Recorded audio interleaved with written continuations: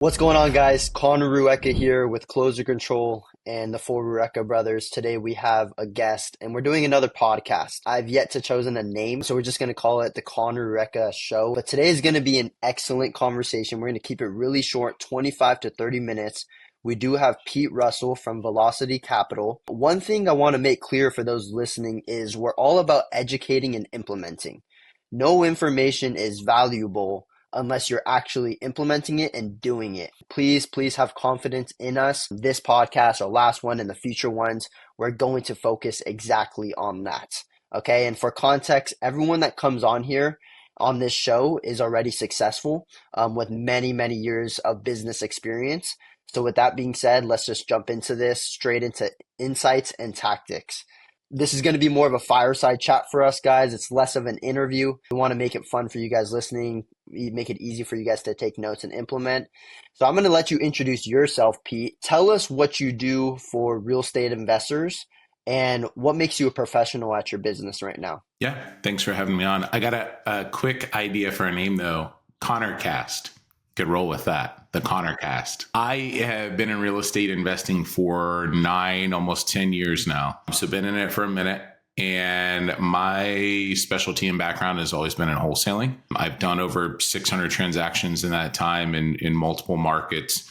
I'm based in Charlotte, North Carolina. So I do a lot around here. But at one point in time, I had a really large team and we're in about 5 or 6 different locations. So we were doing stuff virtually. And in the last 2 years, I've really focused on transactional funding. So it's something that wholesalers that I needed as a wholesaler and still use, and then just packaged it and put it together for other wholesalers. And that's been going really well too. In the last 18 months, we've done 300 transactions and we're looking to pump that up in 2026 and we fund deals nationwide. Let's freaking go. So just to jump straight into this, I have a couple hundred clients right now in Closer Control. And what I'm seeing a lot is transactional funding is being utilized on their deals. People are double closing, people need, bridge lending, people need money for EMD.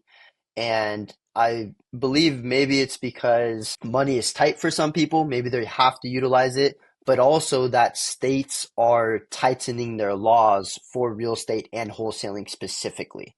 So what do wholesalers need to consider or know as wholesale bans spread nationwide? Yeah, that's a really good question. And we get a lot of requests because of that. They were like, hey, I used to be able to just do assignments or I used to be able to do pass-through funding. Now I can't. Like a law passed or the attorneys or the title companies just like not comfortable with it anymore. So things are changing and changing rapidly. I would preface everything with saying, I'm not a real estate attorney, so just make sure, and everyone's market is a little bit different. A lot of these rules, regulations, laws, and things coming out are a little like in the gray with exactly what you can and can't do. So just make sure that you know your local rules, laws, everything that's passed as well as possible, and check with a real estate attorney too. But a lot of it is just cracking down on wholesaling, and whether it's marketing the property where there's just straight up doing assignments. There's all sorts of stuff that's happening. Every state's a little bit different, but one way that is super helpful if you are in a regulated market is to be able to double close.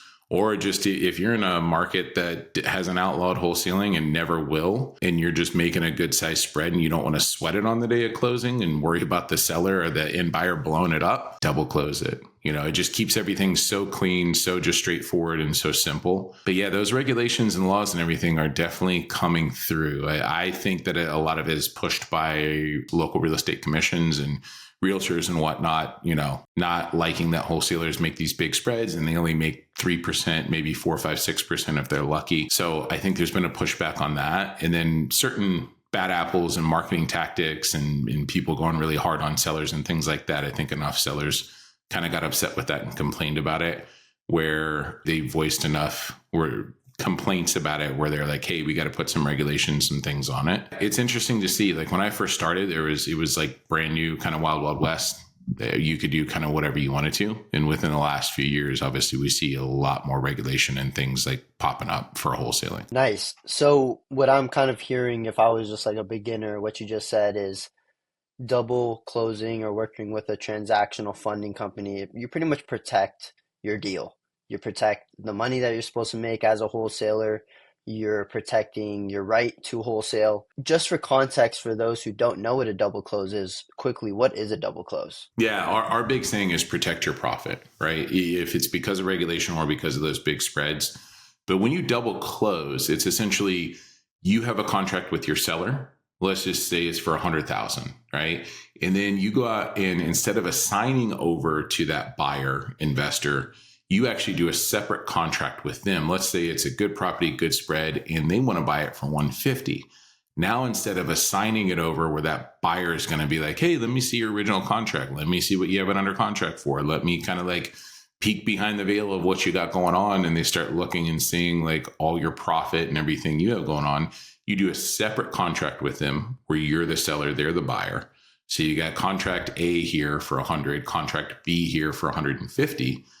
And then what it enables you to do by working with us, because we fund that deal, you can go ahead and take it to the closing table where on the day of closing, there's two closings. That's why you call it a double close. So they're just back to back. You're able to buy that contract for 100,000 with your seller. We fund it. We send money directly to the attorney or to the title company, fund that full amount, and then they'll take it, they'll record it, and then right after that, they'll turn around and then you'll have your second closing with that end buyer for 150. They send their money in, everything closes. And then after that second deal closes, that title company or that attorney, whoever the closing company is, they're going to disperse everything. So you as the wholesaler are going to get your profit. And then I'll get my 100,000 back with my fee and then done and over with. So it's super simple, just back-to-back closing. But instead of an assignment where everybody kind of sees what's going on and that's when deals blow up or people ask for reductions or crazy things happen, you're protecting your profit. You're controlling everything by having those double closings. We just provide the capital so you can close that first deal. Very cool. So on a double closing, the seller and the buyer, if they're coming to the same office, they don't usually shake hands and meet, correct? Because we're technically, if I'm the wholesaler, I'm buying the house from the seller and the buyer's buying the house from me. Exactly. Typically, your in buyer never comes to the closing table. Like they usually do everything remotely. The seller can go there from time to time. A lot of people do remote closings now since COVID anyway, but they're not sitting across from each other at the table and being like, oh, who are you? You know, it's just like if somebody does go to the closing table, they'll, the closing company will schedule them at one time.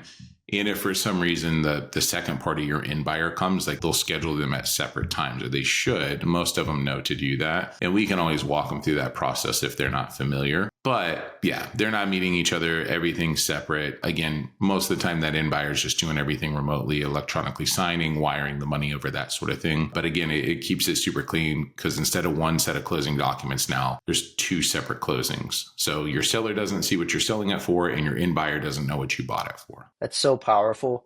And yeah, as states regulate, you're probably going to want to do that. You're probably going to want to double close. And I know we've shared a bunch of stories on some past content shoots that we've done together of like some of the stories that we've seen that I've experienced, you've experienced. We wanted a double close, but we ended up not doing a double close just because of ignorance. But just to get back to the base, the reason why you would double close, and I want you to add on to this if I'm missing it, is protect your profits, make sure that nothing blows up at the closing table, and then 3, I know we talked about this, confidence in closing, because we actually have the money. We can say that we have a partner with the $100,000 that we're buying the deal with. What are some other motivations or factors on why someone should double close, besides also regulated states, and you kind of have to in those areas? Yeah, I mean, those are key reasons. You touched on one point where you actually do turn into a buyer. I know a lot of wholesalers kind of feel a little icky when they tell people that they're going to buy something and they're not, they're assigning it over. In using us as a capital partner, somebody that's going to fund it, you can have full confidence in being like, yeah, I'm actually going to buy this property, right? So that's a huge piece of it. Protecting your profit, again, is really big. In my own experience in being a wholesaler, again, first and foremost, I've had deals blow up on me at the closing table. I've had people walk away because they saw an assignment fee. I've gotten a speaker phone call from an attorney and a seller because they went line by line item on the HUD statement, and then it had my business name with $30,000. And even though we prepped that seller and said, hey, we're not going to buy it, we're actually going to like bring somebody else to the table, assign it over to them, like a partner or whatever that looks like, you're still going to get what we agreed upon. The moment they saw that we were making $30,000, they felt that we didn't earn it. They got up and walked away. So, and I've also been stung by buyers too. Buyers is a big part. Buyers are savvy. Like these guys have been in it for a while. They know what to look for. They see the assignment fee usually pretty early on. And so it's not the day of closing. They'll have like a couple of weeks where they can go back and be like, hey, Conner, like there's mold in the crawl space. We're going to need another $10,000 or $15,000 off. And I don't know about you, but I haven't crawled under a crawl space in a long, long time. You kind of take their word for it or even negotiate, and maybe they get $5,000 off, but that's $5,000 more that came out of your pocket because they saw that large assignment fee. Right. So you're protecting your profit by keeping it that way. And then in the regulated markets, like more and more, we're getting requests again in markets where they used to be able to do assignments or pass through funding where they could use the end buyer's money, and they can't do that anymore. So things are changing. They're cracking down on how assignments and wholesaling is like structured and able to close. Besides that, it really shows authority in the market too, when it shows that you're actually buying these properties, right? Like if anybody wants to look you up and validate you, if an end buyer wants to see like, hey, how many deals have you actually done? Or if you've been around for a while, and even sometimes sellers look you up a little bit too, and they can look up public record. It shows that you actually purchased and bought properties. Or if you want to do a flip down the road and private money, hard money lender wants to see that you've purchased properties and you're on record on deed for purchasing stuff. Like I've had people that done double closings with me for a while be like, hey, this kind of like added to my portfolio of stuff that I've actually purchased. So there's that part of it too. But I think the strongest pieces are protecting your profit first and foremost. And then obviously if you're in a market now where you can't really do assignments, or it's kind of in a gray area and you don't want to get in trouble, don't want to get fined, that sort of thing, double closing is definitely the way to go. I heard a lot of positives. Like if I was wholesaling still today, I'd be like, oh, I'm double closing, even if I had a 20K deal, right? What are some of like the cons, if there are any, to double closing? Are you losing money in any way? Maybe not losing money, but you're, paying for another service to do the transaction. Tell us about that in the eyes of a wholesaler. Definitely. So when you do an assignment, right, you assign it over, usually you have the end buyer cover everything, pay for everything, and you just get your flat assignment fee. With double closing, depending on how you structure it, like there are going to be some fees involved. Typically a wholesaler is going to tell that seller like, hey, I'm going to buy the property as is, I'm covering closing costs. So you are responsible for the closing costs on that first transaction, the AB transaction. And then on the BC side, when you sell it to your end buyer, what I do on all my deals is I say, hey, if I was going to do an assignment on this, like we're double closing it, right? But an assignment, you were going to have to pay all the closing costs anyways. So I put the BC closing costs still on my end buyer.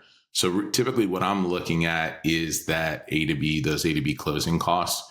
Hopefully you have a good relationship with your title company or your closing company. And you're like, look, we're about to do 2 closings back to back. You guys are going to make double in the matter of like an hour. So can you cut me a little bit of a break on my A to B costs? Because I'm covering both of them, right? So it's all how you present it. It's how you do it. I have had some people where they put both costs, the A to B and B to C, on their end buyer. They're like, hey, this is a hell of a deal. I'm double closing it. By the way, I'm going to put a fee on the B to C side that covers my A to B. Now, end buyer might push back on that a little bit, or they might be like, hey, great, or negotiate something. But the one negative thing, or the one thing where it's like, hey, you are going to incur more cost this way. But again, if you're like, oh, I'm making 20K or 30 or 50K, I don't want to pay an extra, maybe a couple of $1,000s. So then you risk the assignment, and then they come back and they want $5,000, $10,000 reduction, or your seller walks out at the closing table. That's happened. It's at that point, it's cost of business. And again, it's just how you structure it. Our fees are really, really nominal. It's based off of how much we fund that A to B deal for. And those come out when the second deal closes. So when that second deal closes, we get our money back along with our fee. So we're not asking you to bring like 10, 15, 20% to the table or anything like that. The only upfront fee that we charge is whenever somebody submits a deal, there's a $250 initiation fee. So that's $250 up front. And then it's subtracted from the fee on the back end if and when the deal goes through. And we started doing that within the last few months, just based off of volume. We get a lot of requests now. And the only way that we can prioritize and make sure we have money set aside and that we're going to be able to fund it is somebody has to pay an initiation fee to do it. If not, then people are just going to submit deals over, back out, not honor it, or kind of forget about it. So that's just been a way that we've been able to handle that volume, keep our pricing low, is just to have that small initiation fee up front. Beautiful. And then, so if you're doing a double close, I know for a regular assignment, you would just do A to B purchase contract, and you have an assignment that pretty much says we're assigning this person the rights to use this to execute on this contract. So let's say we were like, all right, boxes are checked off. I'm in a regulated state. My assignment fee is $40K. I want to protect that. I want the seller to get their money, and I don't want them to be worried. And then I don't want the buyer to know just because, maybe it's the first time working with this buyer. Let's say all the boxes check off. With the contract from me, who is the first buyer, to the new buyer, the end buyer, should that contract be the same as our initial contract, or should it be their contract? Should we be very weary about the clauses in that second contract? What can you share to us about that can help wholesalers double closing? Yeah, it's a good question. So the way I like to do it, again, because I'm still active in wholesaling, is I just take my contract that I have with the seller. I use the same one, but I turn around and on that B2C, I become the seller and the end buyer is the end buyer. So when I first send it over, let's say you and I have a deal and I'm like, hey, Conner, I want to buy your house for $100K. You're the seller, I'm the buyer, Pete's the buyer. I take that same contract because I know it, I'm comfortable with it. There's no surprises or anything like that. And my contract is pretty much like a one pager, like very simple, very straightforward and to the point. I take my same contract and I turn around and I'm like, all right, now Pete's going to sell this same property to Conner, the buyer, for $150,000. So again, on the first one, there's a seller, I'm the buyer, and I turn around and I use it on the second contract where I'm the seller and you're the buyer. If your end buyer insist on using their contract, you just look it through, make sure that everything seems legit. I always like to get some non-refundable from that buyer, just to know that they're serious, right? But I would try to just use your same contract because you're super comfortable and familiar with it, and just turn around and flip it around where on the second contract, you're the seller, they're the buyer. I think that's the easiest, most straightforward way to approach it. Okay. And then talking more implementation, a lot of people, when they do assignments, earnest money does not get put up by the wholesaler. The end buyer puts up the EMD. Do you put up EMD because you have that A to B contract, or are you still waiting for that end buyer to front the EMD for the seller? I still do it where I have EMD, but I put it in escrow in North Carolina, we're an attorney state. So I put it there. I try to keep it as low as possible, and I give myself an inspection period just to make sure that we can run title and make sure they are on title. There's no cloudiness or anything like that. So I'll put $500 down, send it over to the attorney, and keep it in there for that escrow period. That if at any point in time during that period, if the seller ghosts or if title is just crazy and the deal's not going to happen, we can get that back really easy. The only times I put down non-refundable when I'm with myself, my company directly with the seller, is when we get through that inspection period, when we get clear title. And if it's a really good deal and, I don't want to lose out on it, then I'm willing to put down non-refundable. Beside that, I've been burned so many times in the past. When I first started, I would kind of I don't want to lose this deal, so I'm going to put down non-refundable, and people just can take your money and run. So you got to be super cautious about that. I don't mind putting money in escrow, but I always have contingencies on, a time frame and clear title and that sort of thing. Because if not, then you could be talking to somebody that's not even the seller, or there's 15 heirs, right? And then they're like, yeah, I'll take $500 or $1,000 or whatever.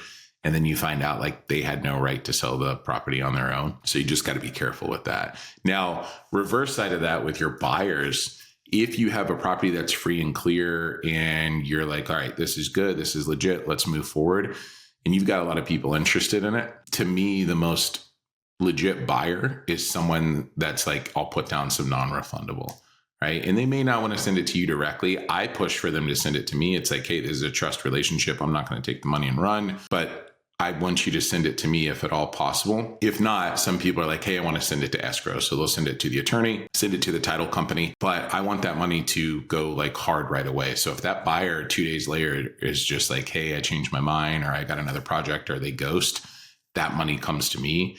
And I typically want around anywhere from like $3,000 to $5,000. If they're like, no, I don't want to put that up or whatever, it's like, how serious are you if you can't put down a few $1,000s to lock it in? I will work with a buyer that's offering a little bit less if they're super aggressive, like, hey, I can close in a week. They're willing to put down the $5,000, but maybe they offer on your property, right? Instead of 150, they offer 147 or 148. I'm more likely to go with that buyer because they're serious, they can close quick, and they're putting up some money. I like it. As you guys can hear, guys, Pete has tons of experience in the wholesaling game. He understands how to operate, how to move. He also understands the transactional funding. Guys, take notes. Also, I'll be putting links down to follow Pete, get access to his services, etc. But guys, we need to understand that going into 2026, regulation on wholesaling is only going to increase.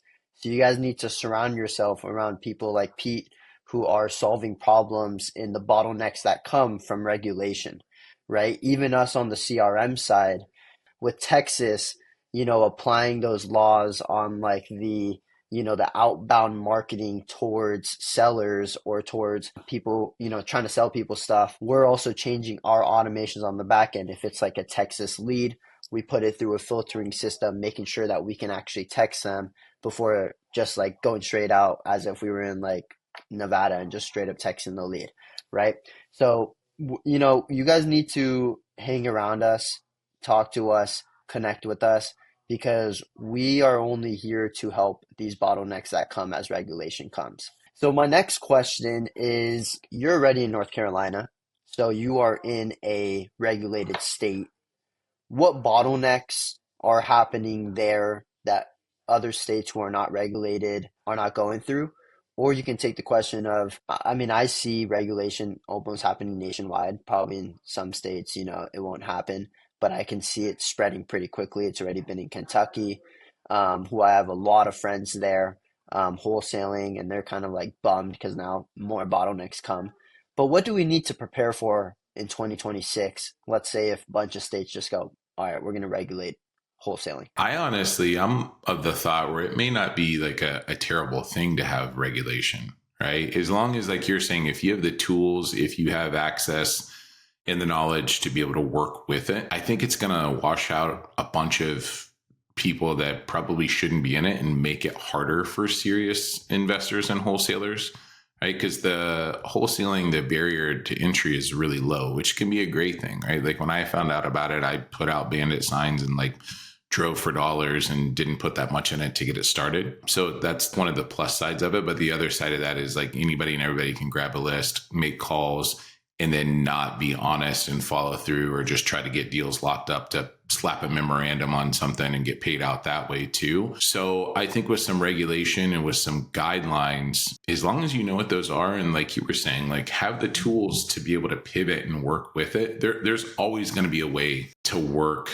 not even around stuff, but like work through what's going on and what's being put up. If it is double closing, if it's other methods, if it's other ways to do it, there's some really smart people in this space. And like you said, you just need to stay around them, stay connected, and listen to what they have going on, and then take it and implement it. So in North Carolina, we don't have regulation yet. We have a bill that like is sitting on the like Senate floor to be voted on, and it's kind of like up in the air. The House passed it, and it's pretty much you have to have a license to wholesale. You have to have a real estate license. So going back to, it was definitely real estate agents that push for that. As you can see, it's like, oh, get a license and you can do what you're doing. It's like, that's kind of interesting. And the other part of it, I believe, is they're going to make you put certain language in your contract where you're like spelling it out that you might be assigning it over to somebody, or there's a chance that, you're not the end buyer, which again, it's okay. You put some language in your contract and then you move forward and go, right? And if you have to get your license, you get your license, or you have someone on the team.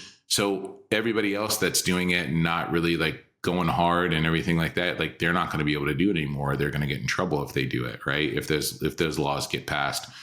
And then those other states, most of the ones that I know of and hear of are something similar. You either have to have your license, or you can only do so many deals under a certain LLC, or you maybe can't market it beforehand. But if there are ways if you really know what you're doing and there's people out there to teach you like, okay, now with these rules in place, this is what you need to do. If you pay attention to that and stay around the right people, like that's going to put you far ahead. So again, with those rules and regulations, to me, it's just like, as long as they don't outlaw something completely, like I'd be blown away if they're like, you can't double close, like you can't buy something and turn around and sell it. That's what everybody does with everything. You can do it with cars, you can do it with food, you can do it with whatever, right? Like that's consumerism, that's capitalism. You get something for one price and you turn around and sell it to somebody else for a higher price, make a profit. So you just got to like pivot and be open to it. Don't let it like scare you or shut everything down. Definitely apply by the rules too, because if not, then you get fined or in trouble or whatever that looks like. But exactly what you were saying is just like, make sure you're around people that know what they're doing. They've been around for a while. And there's going to be ways to, I think, filter a lot of bad apples out and a lot more opportunity for the people that are going to stay around. Because a lot of people are going to be like, this is too hard, I quit. They're going to be like, oh, I liked it when there's no rules or regulations. I could do whatever I want. But they are making it harder for everybody else because they're offering way too much or they're locking stuff up when they shouldn't be and slapping memorandums on it. And I've had plenty of deals where I got to the closing table and then there was like clouded title because it's the seller is like, oh, I worked with someone 6 months ago, but they disappeared. And then you're just like, well, let's see if we can figure this out. I think it leads to opportunity. Don't let it scare you. Just be smart and be open and follow the people that know what they're doing. And there's tools to work through it and around it, like double closing. And like you're talking about, like you have to in certain states, you're going to have to market a different way. But in being in it for 9 years, I've seen a lot of changes. But the one thing's, if you stay with it and you're consistent and persistent, you'll be good. Yeah, dude, I'm so excited for 2026 because what you're saying is completely right. The best is finally going to shine. You know what I mean? And the noise is going to go away. I'm not big in the e-com space, but we all remember when like e-commerce coaching was huge, right? But now you see there's not that many ads, there's not much noise around the e-com, but the guys who are still in e-com are literally the best of the best. They are printing millions and millions and millions and millions of dollars. And if you're not doing that, then you're not even showing up on, social media. You're not even doing any content. So I'm excited for 2026 because I think we talked about this on another call, but wholesaling has been still relatively new. And after this, last couple of years of people selling wholesaling and or selling programs for wholesaling, now the players who were bred in those mentorships are now like experienced business people. And now they're also creating services, for example, like us, like we've been wholesaling. Now we're creating services to solve the problems that we were going through. And that's what's going to come in 2026. So guys, be ready for that. That's a huge point that Pete said. Surround yourself. Don't be afraid of the regulations. If anything, it weeds out the bad. It makes you a brighter light in the space. And we already hit 30 minutes, so I'm going to end this out for us. And Pete, I think we should do another one soon. But one thing I would want you to do is close us out with one thing over your past 10 years of experience in the business and however many years of experience in wholesaling. What is one thing or what is one of your favorite bottlenecks that you have solved? And then also share how they can how the people listening can reach you and get to you. Yeah, for sure. I mean, I'll just piggyback on what we were saying of things pop up and you just got to figure it out and work through it. And that's what's led to me providing transactional funding is because in 2020, 2021, COVID and right after, that's when all like the iBuyers, hedge funds, all these guys started coming into the marketplace, right? And started buying stuff. And we started selling to them in some markets and they would not let us do assignments. That's up until then for 4 or 5 years from when I started, we had always done assignments, right? Even with deals falling apart because we didn't really know about double closing. We'd always done assignments. And then with them, they were literally like, hey, man, like you can sell this deal to us and you're going to make a big spread, but you have to own it first. And we're like, okay. So they're like, well, how long? And they're like, doesn't matter, just for like an hour, 2 hours a day, whatever. And we're like, okay. So it forced us to figure out what double closing is. And then back then there was no one that was doing it like we are at Velocity Advantage Capital, where it's nationwide, super simple, like to the point, not charging massive fees. Like we were just finding people for these deals And we started doing a lot of them. Like we were selling a lot of deals to these iBuyers every single month because we were in Charlotte, we were in Dallas, we were in Houston, we were in all these markets where they love to be.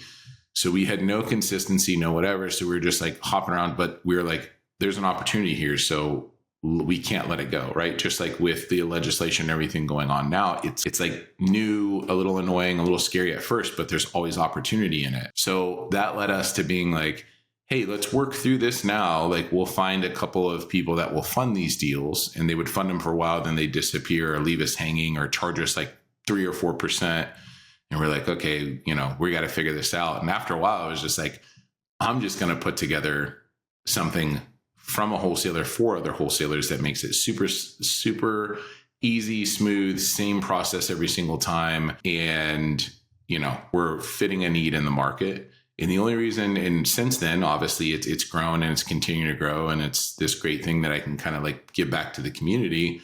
But the only reason I found out about it and the only reason it came to be is because of what happened in selling to those iBuyers, right? So we could have either just paused and not sold to them and been like, we're just going to sell to our normal buyers. But they were paying crazy prices and we were making like $40,000, $50,000 a deal off of it. So we just had to pivot and figure out a way to do it and fund it, even though we'd never heard of double closing transactional funding. And then we found out that there's nobody really doing it or doing it well. So then that led to what we have going on now. And all that to say is, again, with legislation, with things changing, nothing ever stays the same, right? In the 9 years I've been in this, there's been all sorts of crazy stuff, not even the legislation, but there's been, like you have your interest rates and everything. We hit COVID. We used to be in Houston. There's been crazy storms, and like there was a hurricane years ago there that shut everything down for a while. There was the boom 2 or 3 years where interest rates were super low. So you could sell anything and everything. Now it's kind of slowing down or getting back to normal again. So there's always going to be ups, down, highs, lows, different things that enter. But as long as you're flexible, you're persistent and you stay with it and you're able to pivot, don't look at those things as like, oh man, this is over. The ride was good while it was. Just be able to ride it, be able to figure it out, and you're going to be doing really, really well. Like you said, like the guys that are doing like stuff in other spaces, the people that stick with it and figure out how to pivot and work with it are always the people that come out on top. So again, transactional funding, double closing, what I offer now came from like an oh crap moment of like, how do we fit this need? And then we realized other people weren't doing it. So it created a business around it. But that's kind of, so who knows, like in the next year, there'll probably be 2 or 3 other things that pop up and whatnot. And you're just like, okay, next year is not going to be the same as the previous year. And the year after that's going to be a little bit different. But if you're able to adapt, adjust, and keep going and stay persistent with it, you're going to crush it. So just keep it going. Work with people around you and make sure you're staying at the front of it. Watch podcasts, go to events, pay for good mentorship, that sort of thing. That's what's going to separate you from somebody that just does it for like half a year, makes some money and then quits. And then how do people find you? And do you have like a website? Yeah, website is just the business name. It's velocityadvantagecapital.com. We can definitely get you guys a link that you can throw on there to get everybody there, but you can just go to the site. And then I'm on socials too. I'm on Instagram. It's official Pete Russell. And then I'm on YouTube and Facebook and everything too. Just look me up under Pete Russell and you'll find me on there. If you guys have any questions or whatever, like DM me. I respond to people pretty quickly. And then we can even set up a time to like talk if it's not just a quick question, if it's something beyond that. But just hit me up on there and I'll get back to you. Amazing. Okay, thank you, Pete. I'm going to close this out. As you guys heard, we talked a lot of insights. We talked a lot of implementation. I tried my best to get as deep as possible into some of the questions that are probably stirring your guys' mind. But we're going to do this every single time we're on this podcast. I'm going to bring a professional on here who has authority, who has experience. And I'm just going to ask some questions, not even about how he came up or, what was his upbringing, but really, how do we do better business today? How do we make more money? And that's my goal with this podcast. So thank you guys for all joining. Thank you guys for all listening. And send this to a friend if this was valuable to you or if you think it's going to be valuable for them. Okay? See you guys. Thank you, Pete. Appreciate you guys. Have a good rest of your night. See ya.